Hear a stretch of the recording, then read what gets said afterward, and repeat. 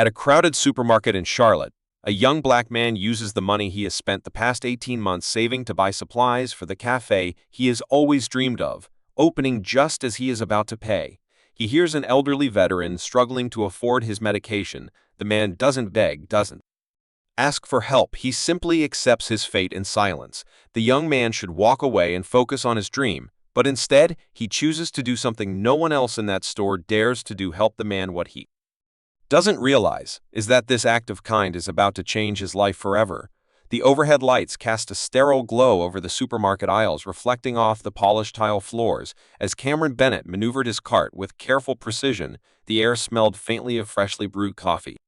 From the store's cafe section, mixing with the subtle sweetness of bakery goods, it reminded him of what he was working toward: his own little coffee and pastry cart, a dream that had taken 18 long months of grinding to bring to life. His finger gripped the slightly worn edges of his handwritten shopping list, his neat slanted handwriting outlining each item in careful order. Every ingredient, every supply had been meticulously planned, out-budgeted down to the cent. This wasn't just a casual grocery run. It was the first step towards something bigger. He glanced down at the cart, double-checking his selections: flour, sugar, butter, yeast, essentials for baking, a bulk bag of espresso beans, one of his biggest expenses, but non-negotiable. He had gone back and forth on the brand, finally settling on a mid-tier option, not too expensive, but good enough to make the kind of rich bowl coffee people would come back for. Disposable coffee cups, lids, sleeves, filters. He had even factored in the cost of branding, considering custom stickers for the cups, but that would have to wait right now. Every dollar counted. He paused, his dark eyes scanning the price tags as he mentally recalculated: $980, just enough left for one last item: wax paper. Something simple, but necessary, to wrap the pastries. His cart was nearly full, the culmination of over a year of careful saving.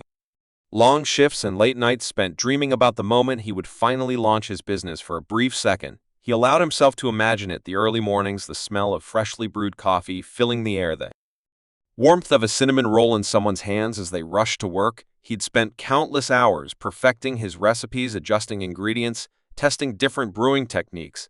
It wasn't just about selling coffee and pastries, it was about creating something of his own, something that belonged to him, something that maybe, just maybe, could turn into something bigger. His parents had worked too hard, sacrificed too much for him to settle for just getting by. His father came home from the steel mill each evening exhausted, his hands calloused from years of labor. His mother spent her nights cleaning classrooms, her back aching from bending and scrubbing for hours. They had given him what little they could, not much, but enough to help him start.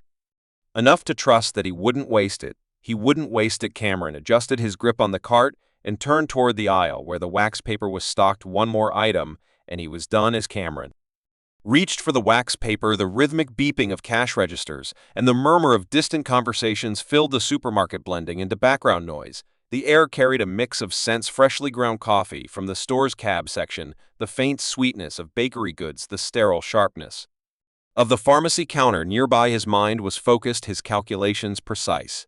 He had mapped everything out perfectly. $980 spent so far, just enough room left in his budget for this last item, one final purchase, and he would be done. The fluorescent lights overhead flickered slightly, casting a cool glow over the aisles as he scanned the shelves, eyes moving past rolls of parchment and aluminum foil until he found what he was looking for. He reached out, fingers grazing the edge of the wax paper box, when a voice broke through the ambient noise of the store. It wasn't loud, it wasn't panicked, but there was something about it, something restrained, something weighted. The scent of his mother's slow-cooked stew lingering in the air, the low hum, the evening news murmuring from the old television set in the living room. The house was small, modest, but it had always been a place of safety, of comfort.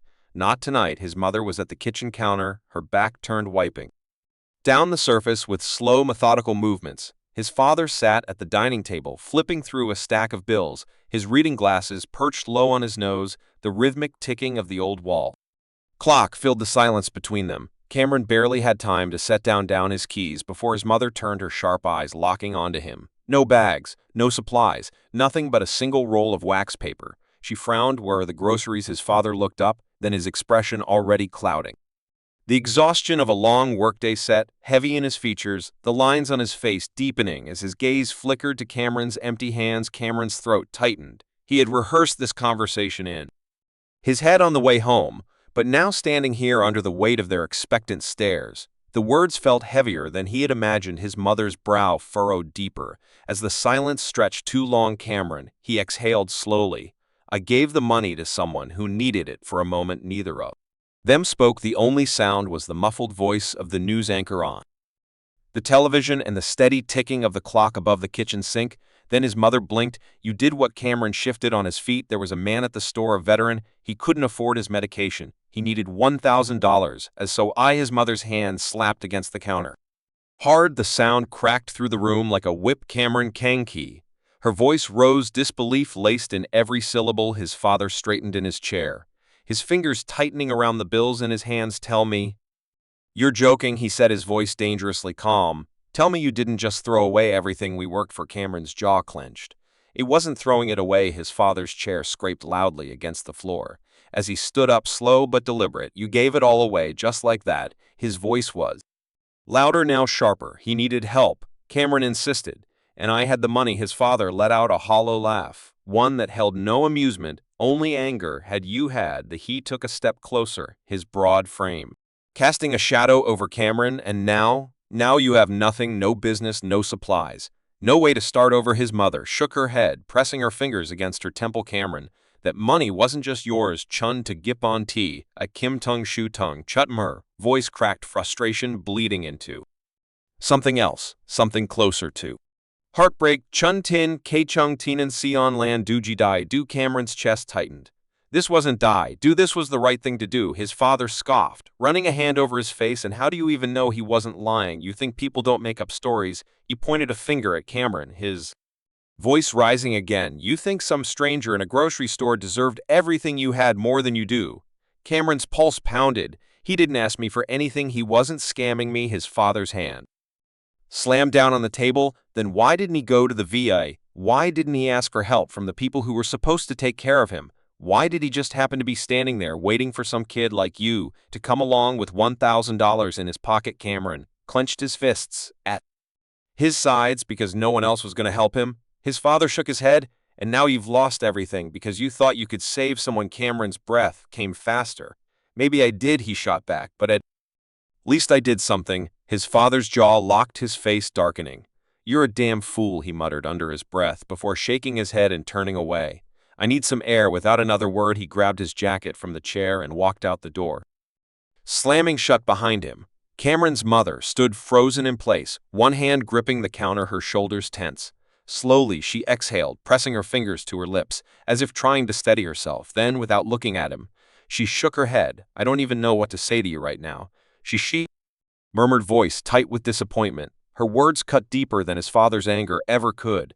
And just like that, the conversation was over. Cameron stood in the middle of the kitchen, his hands still trembling, his heart hammering against his ribs. He had known they wouldn't understand, but he hadn't expected it to hurt this much. The silence in the Bennett household had been suffocating for 2 days. Cameron barely spoke. His mother barely looked at him. His father had only said a handful of words.